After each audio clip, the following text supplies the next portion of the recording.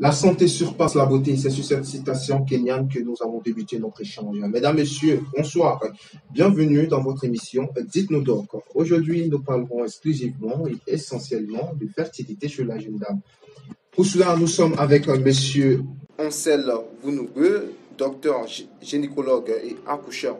Bonsoir, monsieur, et bienvenue. Merci, bonsoir monsieur Traoré. Merci. Merci d'avoir accepté l'invitation de l'œil d'Abras. Okay, c'est un plaisir. Avec vous aujourd'hui, comme je le disais à l'introduction, nous allons parler de fertilité chez la femme. Et déjà, nos internautes sont déjà bouillants de savoir c'est quoi la fertilité pour vous. Merci monsieur Traoré et bonsoir chers auditeurs. En fait, d'abord, avant de définir la fertilité, il faut préciser que c'est un concept d'actualité. La majorité des couples ou bien des femmes qui viennent en consultation viennent principalement pour la fertilité. Pour en revenir à votre question, voilà, la fertilité, le plus simplement possible, peut se définir par l'incapacité du couple à concevoir un enfant. D'accord. Voilà. Et donc, il y a plusieurs notions qui rentrent dans la fertilité. Il y a l'infertilité, il y a la stérilité. Tout ça, c'est des mots contradictoires. Fertilité, c'est la capacité du couple à concevoir. L'infertilité, c'est plutôt le contraire. L'incapacité du couple à concevoir. Voilà. Donc, ce qui est synonyme, c'est la fertilité, la stérilité. Mais la stérilité, c'est beaucoup plus agressif. On préfère employer le terme d'infertilité, voilà, qui est beaucoup plus subtil. D'accord. Alors, vous avez dit, vous recevez habituellement des personnes dans votre cabinet. Et là, lorsque ces personnes arrivent, c'est un cas de fertilité, ils exposent ou d'infertilité plus souvent? En général, le motif, c'est le désir de conception. D'accord. Voilà, c'est le désir de conception. C'est un couple qui s'est mis en ménage depuis un certain temps et qui n'arrive pas à concevoir. Et donc, principalement, c'est les femmes qui viennent pour en savoir un peu plus. Voilà. D'accord, d'accord. Alors, la fertilité, on nous dit souvent, hein, on entend que la fertilité est diminuée le temps, mais quelles sont ces raisons-là, vu que nous entendons beaucoup? Bon, en fait, la fertilité, il y a plusieurs notions qui rentrent dans la fertilité. Le temps, quand on parle de temps, c'est relativement à l'âge. Hein, l'âge, principalement chez la femme. Chez la femme, avant 35 ans, hein, les chances, c'est-à-dire que si toutes les conditions sont réunies au plan gynécologique, avant 35 ans, les chances sont de 100%. Au-delà des 35 ans, les chances diminuent. Les chances, la capacité à émettre l'élément qui va servir à la fertilité, ces chances-là diminuent quand on tend vers 40 ans. Voilà, donc c'est relativement beaucoup plus adapté à la femme, la notion d'âge avec le temps. D'accord. Maintenant, pour les jeunes filles que nous voyons habituellement, hein, déjà à 16 ans, se mettre à accoucher, sont fertiles. Alors, est-ce que la tranche d'âge pour la fertilité, c'est comment est-ce qu'on appelle, de 15 ans à 35 ans ou de 18 ans, l'âge de la majorité? D'accord, merci. En fait, on peut déjà parler d'activité génitale. D'accord. Voilà, parce qu'il y a des jeunes filles de 15 ans, 16 ans qui n'ont pas encore eu les premières menstrues, les premières règles. D'accord. Voilà, ces personnes-là, déjà, on ne peut pas évoquer la notion de fertilité puisque les règles ne sont pas encore arrivées. Donc, pour entamer cette notion, il faudrait qu'elle soit déjà réglée. C'est-à-dire qu'elle voit régulièrement les règles. Voilà. Donc, peu importe l'âge, ça peut survenir à 18 ans, ça peut survenir à 16 ans. Donc, une fois les règles viennent, voilà, on peut déjà dire qu'elle est en période d'activité génitale. Voilà, période d'activité génitale. Donc, cette période-là s'étend jusqu'à, peu importe l'âge, ça peut être 14 ans, 15 ans, 16 ans, jusqu'à ce que les menstrues soient interrompues. On appelle ménopause. Voilà, mais il y a divers degrés de chance dans cette période-là, jusqu'à ce que les règles apparaissent et ça se termine. C'est un peu l'activité génitale, mais les chances diminuent avec l'âge, 100% jusqu'à 35 ans et un peu en deçà au-delà des 35 ans.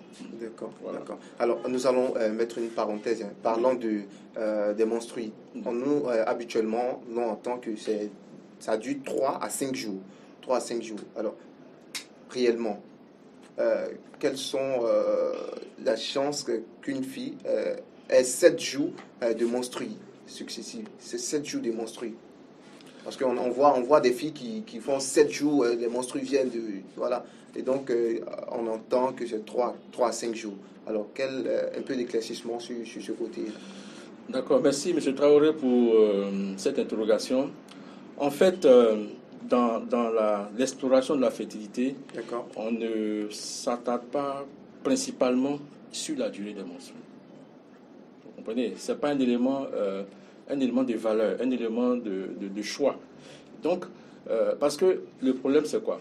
Les menstrues sont déclenchées par un organe qu'on appelle l'ovaire. Voilà. Donc, les menstrues sont déclenchées, je dirais, par l'ovaire.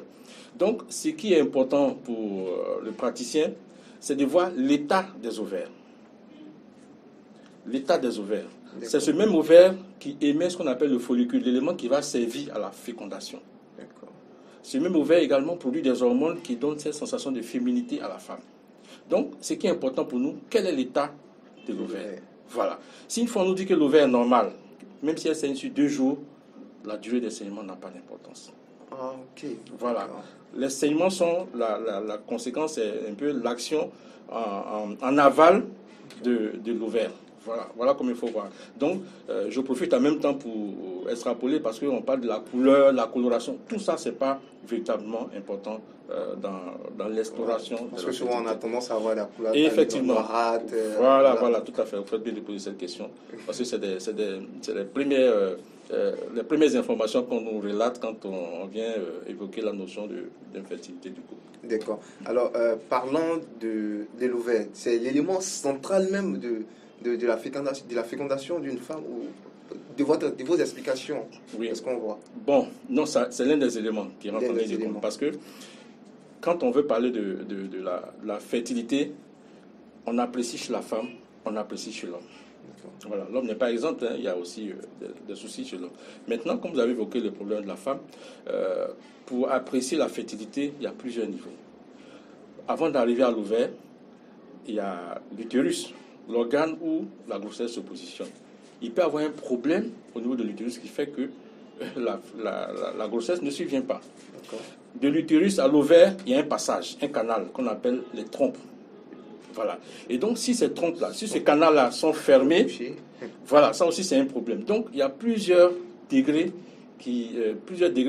d'anomalies qui peuvent être la cause de la fertilité. Donc, même si les ovaires, l'utérus est normal, les trompes sont normales, il peut y avoir un problème également au niveau des ovaires. Donc, il s'agit de voir à quel niveau se situe le problème et puis apporter éventuellement une solution. Ah, donc de vos explications, vous dites ces femmes même qui se disent qu'elles sont stériles, il peut avoir que ce sont ces petits bobos-là, on peut les soigner immédiatement ou rapidement, si on peut le dire. Oui, bon, c'est pas rapidement parce que ça dépend de la cause, comme je l'ai dit tantôt, mais avant de parler de la notion de stérilité, il y a des critères pour apprécier la stérilité. Parce que si un couple est en ménage, il faut avoir ce qu'on appelle des rapports réguliers, pendant au moins 1 an.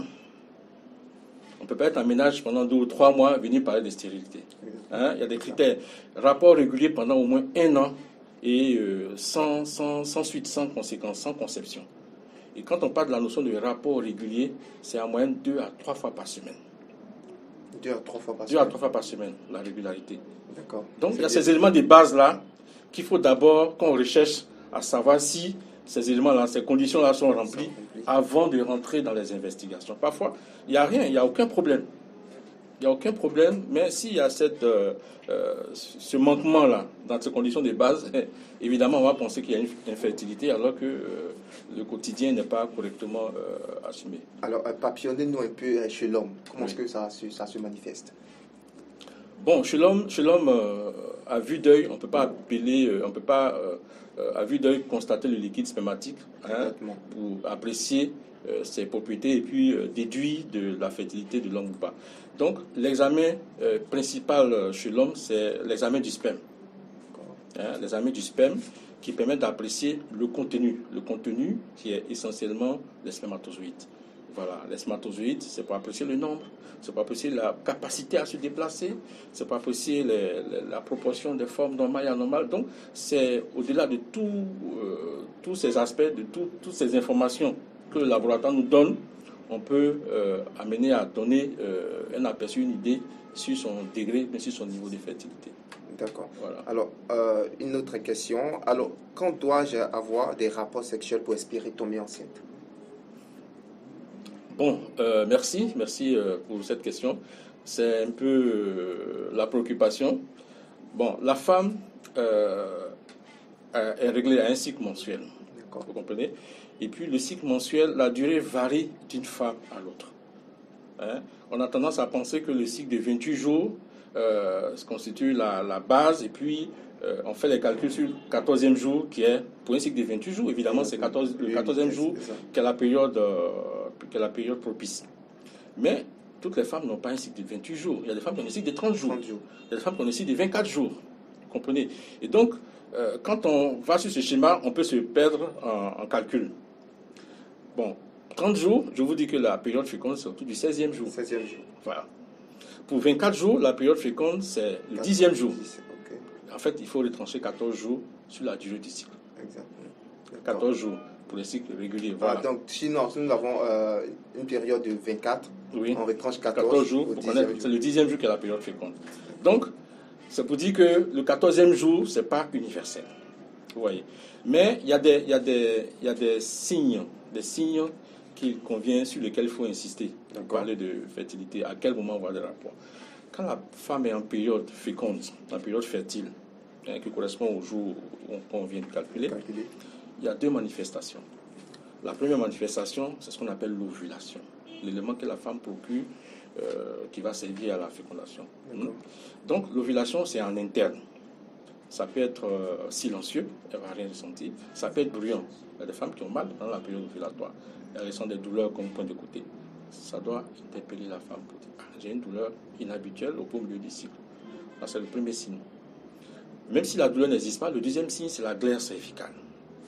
C'est un écoulement génital que la femme présente qui est inhabituel, comme un dépôt qu'on appelle, elle appelle ça abusivement les pertes, qui est un peu plus épaisse, étirée, qu'elles ressentent ça dans le cours de journée, qui doivent les interpeller. Voilà les deux phénomènes qui interviennent quand elles sont en période fertile. Voilà, elles doivent beaucoup plus insister sur ces aspects cliniques-là. Voilà, c'est moins stressant que les calculs, et puis c'est plus naturel. Voilà, évidemment, ça c'est la règle générale. Bon, c'est pas toutes les femmes qui ont la glaire, qui ont tous ces aspects. Bon, donc ça c'est quand les choses se passent normalement. Voici ce qu'on peut rechercher pour dire à quel moment. Mais tout compte fait, la régularité des rapports, comme je l'ai dit tantôt, c'est 2 à 3 fois par semaine. Pourquoi? Parce qu'un rapport qui a eu lieu aujourd'hui peut être utile pour une fécondation qui a lieu demain. Un peu d'explication. Quand l'homme émet les produits spermatiques dans les parties intimes de la femme, c'est ce qu'on appelle les spermatozoïdes, qui peuvent avoir une durée de vie jusqu'à 48 heures. Voilà. Dans les parties internes, dans les organes génitaux internes. Donc, une femme qui a un couple, qui a eu un coït aujourd'hui, et puis c'est demain qu'elle ovule, le rapport de la veille peut féconder. Voilà. Donc, il faut, quand il dit 2 à 3 fois par semaine, c'est un peu espacé à 1 ou 2 jours d'intervalle. Donc, en procédant ainsi, pour des situations normales, naturellement, les choses peuvent se déclencher s'il n'y a pas d'obstacle particulier. D'accord, monsieur. Très beau échange. Alors, nous allons marquer une pause publicitaire et revenir dans quelques instants. Merci. Ibissa Design, spécialisé en broderie automatique, confection de sacs, transfert sur t-shirts et bien d'autres. Situé à Adjamé, quartier Chicago. Contact 05 75 31 07, le 07 33 88 79, le 07 73 18 07. Ibissa Design, le professionnel de la confection. De retour sur notre plateau, nous sommes avec M. Ansel Gounoube, docteur gynécologue et accoucheur. Alors, avant la pause publicitaire, nous étions en train d'échanger sur la fertilité. Donc, vous avez donné plusieurs informations parlant du cycle de la jeune dame. Alors, nous avons une 5e question. Est-ce que l'âge peut être un obstacle à une grossesse? L'âge. Merci M. Taoré pour cette question. Oui, effectivement, l'âge avancé,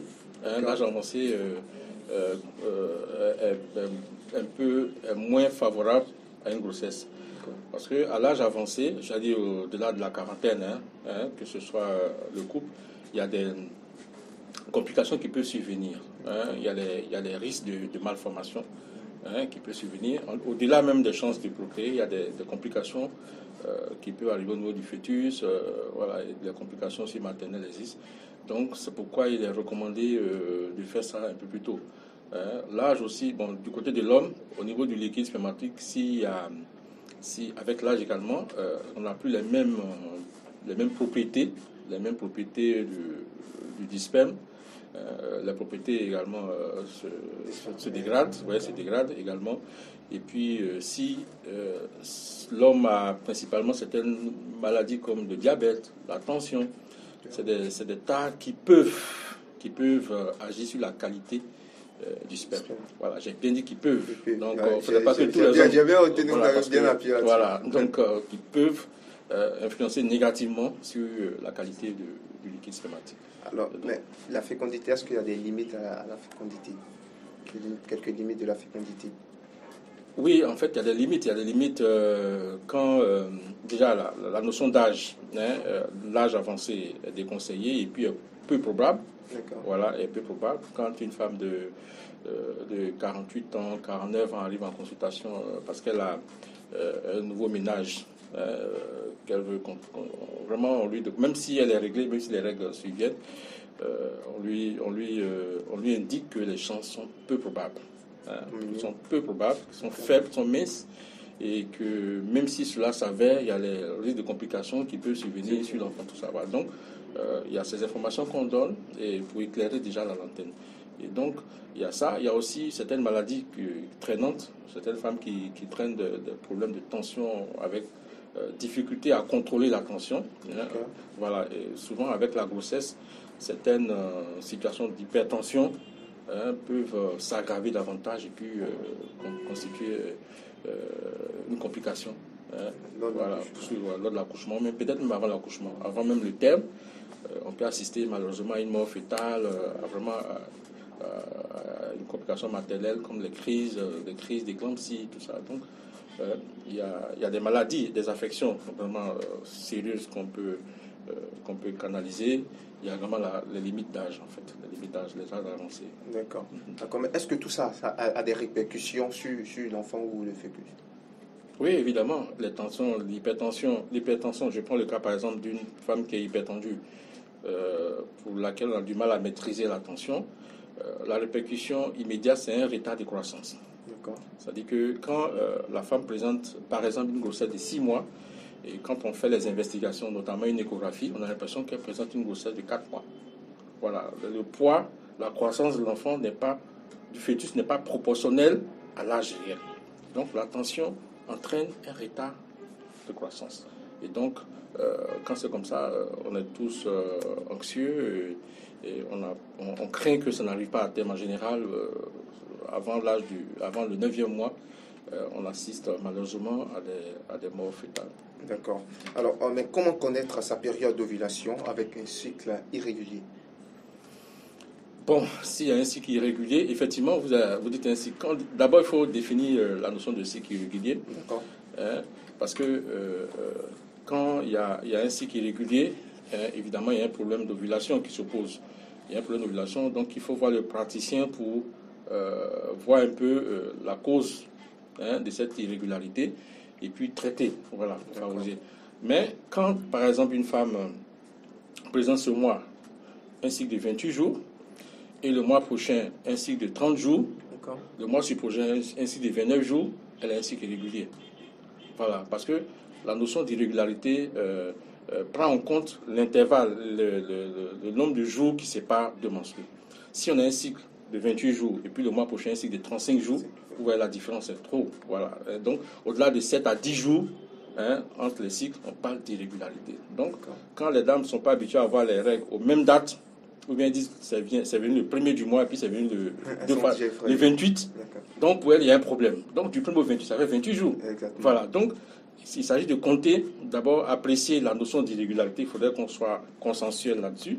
Il faudrait que le praticien soit d'accord avec ce problème d'irrégularité et puis donner des avis. Voilà. Sinon, malheureusement, tout le monde vraiment a une idée péjorative de l'irrégularité du cycle menstruel. D'accord. Voilà. Donc, déjà, de vos propos, on sent déjà que la population, ou les dames de maintenant même, ont un problème pour apprécier le cycle irrégulier ou non. Voilà. D'accord. Alors, vous avez déjà répondu à cette question, hein, mais on va revenir dessus quand même. Alors, on dit avoir des rapports sexuels une fois par jour, une fois par semaine. Ça suffit à la dame de faire des conclusions? C'est irrégulier. Si cette seule fois par semaine coïncide avec la période d'ovulation, elle peut avoir la chance. Voilà. Donc, pour nous, pour entrer dans le contexte de définition, c'est pas régulier. Mais il peut avoir la chance que ce jour-là coïncide avec la période fertile et puis ça peut prendre.